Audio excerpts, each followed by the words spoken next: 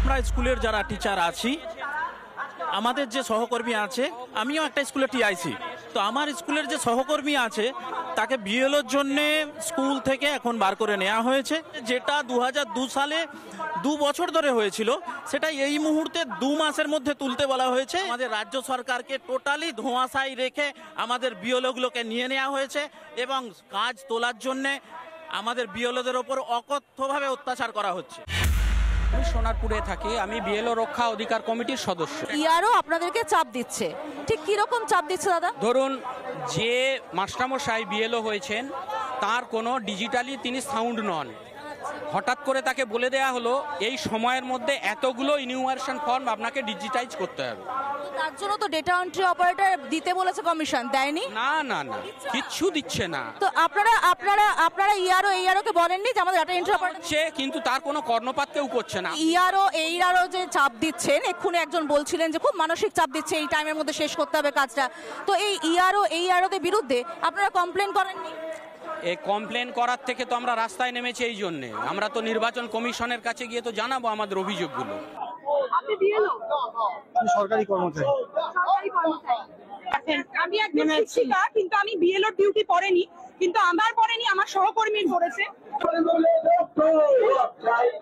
আমার না বিএলও নয়, আমি বিএলওদের সমর্থনে এসেছি।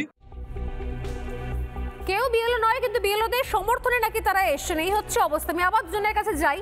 শুনলেন আপনারা যে এইআরওর বিরুদ্ধে অভিযোগ, কিন্তু সেই অভিযোগ তারা কোথাও জানায়নি, তারা কোথাও সেই অভিযোগ জানায়নি। তারা এখন নির্বাচন কমিশনের কাছে এসে বিক্ষোভ দেখাচ্ছে। আমার সঙ্গে রয়েছেন ঋতুপর্ণা দে এবং হরিদাস পোদ্দার। ঋতুপর্ণা, কি বলবেন? মানে আজকে এত বড় একটা বিক্ষোভ হয়ে গেল, মিছিল হয়ে গেল, আপনি গিয়েছিলেন সেই সমস্ত বিক্ষোভে যেখানে বিএলওর ছদ্মবেশে অনেকে এসে বলছেন যে নাকি বিএলওরা কাজ করতে পারছেন না, খুব চাপ, এইভাবে কাজ করা যাবে না, এসআইআর বন্ধ করা হোক, আগে ট্রেনিং এর ব্যবস্থা করা হোক। অথচ আমি তো শুনেছি ট্রেনিং এর বেসিক ট্রেনিং তো দেওয়া হয়েছে, বলা হয়েছে, অনেকেই কাজ শেষ করে ফেলেছেন।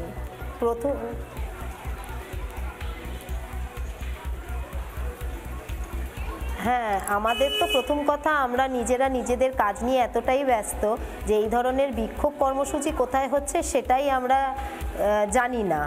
আমরা সকালবেলা বেরোচ্ছি, ফিল্ডে আসছি, বিভিন্ন মানুষ থাকেন, সবাইকে তো আমরা বলতে পারি না যে এসে জমা দিন। তো সেই মানুষগুলির থেকে আমরা ফর্ম নিচ্ছি, তাদের অনেকে বুঝতে পারেনি, হয়তো কিছু জায়গায় ভুলভ্রান্তি করে ফেলেছে, তাদেরকে বুঝিয়ে তাদেরকে রেকটিফাই করে সেই ফর্মগুলি নিয়ে আসছি আমরা।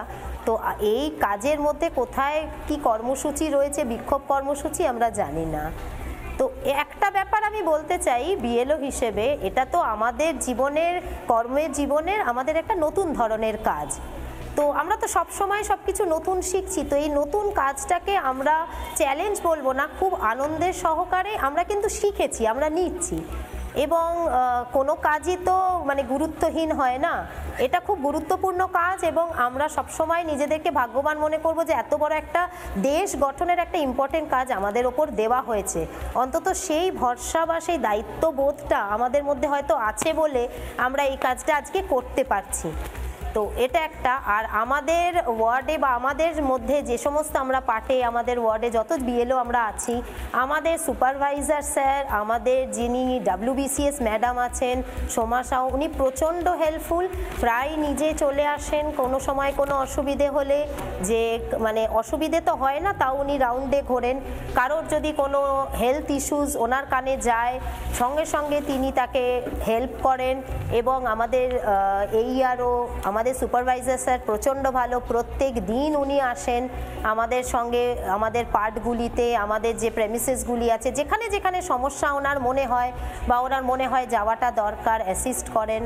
আমরা 19 জন বিএলও আছি, আমাদের একসঙ্গে আমরা কাজ করছি কাঁধে কাঁধ মিলিয়ে। আমাদের এলাকার মানুষজন প্রচুর সাপোর্ট করেন আমাদেরকে, মানে যখনই যাই আমরা, দিনে রাতে যখনই তাদের কাছে যাচ্ছি বলছি, আগেই বলছেন ম্যাডাম আপনারা এত কাজ করছেন, আপনারা একটু বসুন, আপনারা এত ভালো কাজ করছেন। তো এই সমস্ত কাজগুলি তোলার জন্য একটা যেটা প্রথম দিকে সমস্যা হচ্ছিল, আমাদের সার্ভারটা একটু স্লো ছিল, ECI-NET, তো এখন সেই সার্ভারটিও কিন্তু খুব ভালো কাজ করছে।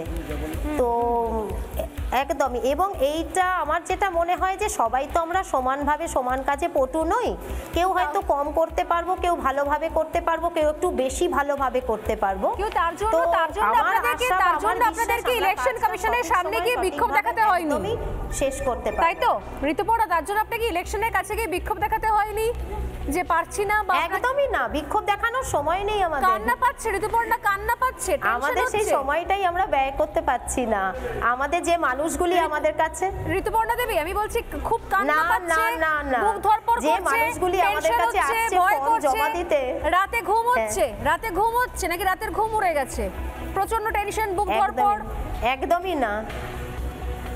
হ্যাঁ, না না না, আমরা বেশ একদমই না, একদমই না।